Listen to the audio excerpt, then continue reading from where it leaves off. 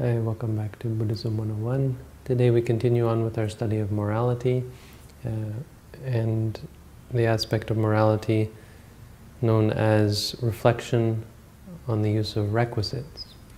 So no matter how simple a life we live, as human beings there are certain things that we require in order to continue our lives, in order to meet with success, even on the level of the practice of meditation.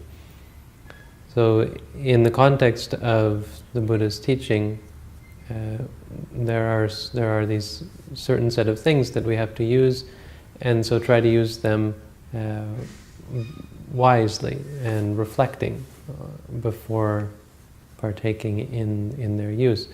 The four main requisites in Buddhism are food, robes, or food, clothing, shelter, and medicines.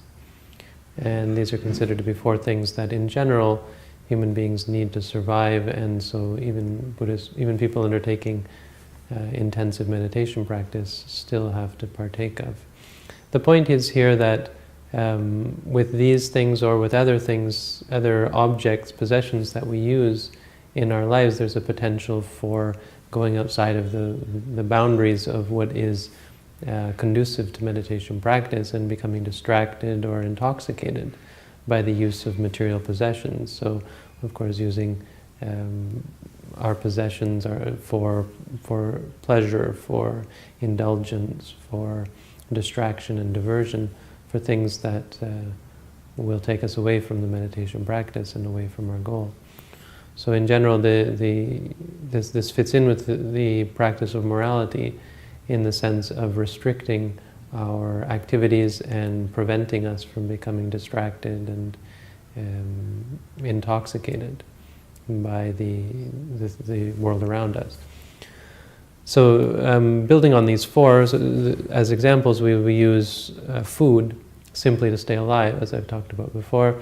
We won't use food for the purpose of entertainment or for the purpose of intoxication from the strength that comes from it, or from fattening our bodies, and from building up bulk, or for beautifying the body, for creating a good complexion or so on. So we won't be concerned with these things. We'll use food simply to continue our lives, simply to allow us to continue on our spiritual path. And so we'll try to use just the amount of food necessary for that and not go beyond that, not fall prey to our desires and our attachments, our addictions to food.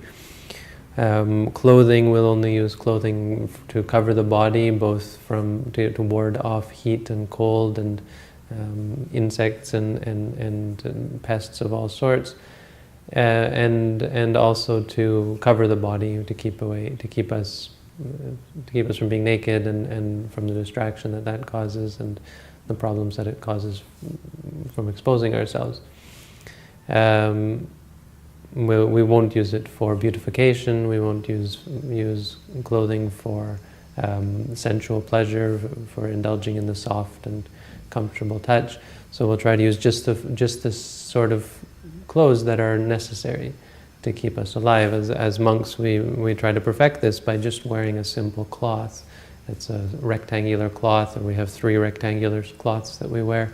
That's considered to be just enough to keep us reasonably comfortable without becoming luxurious or without engaging in some kind of beautification through clothing or style or enjoyment of color and beauty and so on. And the shelter, we only use it for the purpose of protecting ourselves from the elements, from heat and cold, and from insects and pests and so on, but also for privacy. So we'll use it for the purpose, not privacy, but solitude.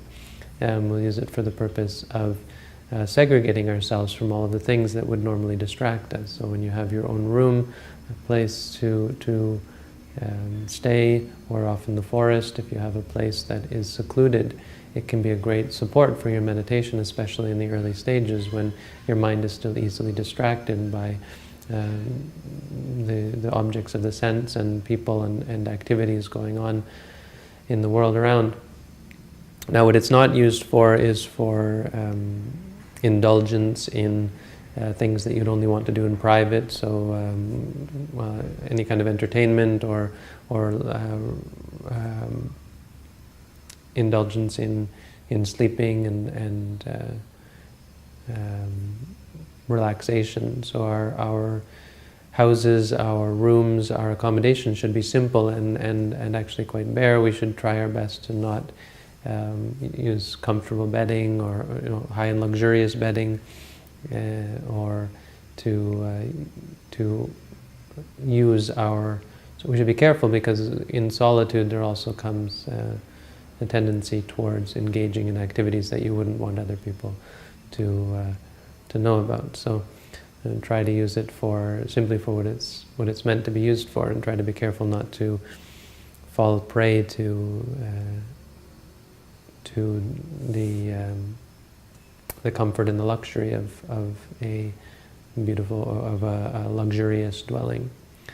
And medicines as well, the fourth requisite, we'll only use for overcoming sickness, and only to the extent necessary to overcome sickness and to allow us a mind that is unclouded and free from the effects of sickness and disease, and a body that is able to perform the meditation practice and able to function on a daily basis. So we wouldn't use medicines to cover up unpleasant experiences, for example, using painkillers or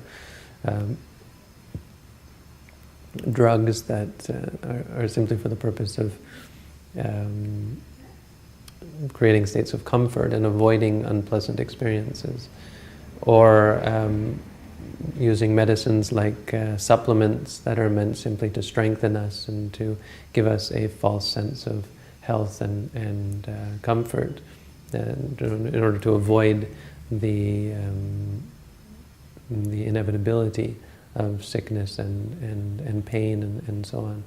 So again, trying to use all of these things just for what is necessary. And using these as examples, you can really apply this to anything. So if you have a car, you should be using the car only for what is necessary. If you have a house, the house should only be for what is necessary. If you have a computer, the computer should only be used as necessary.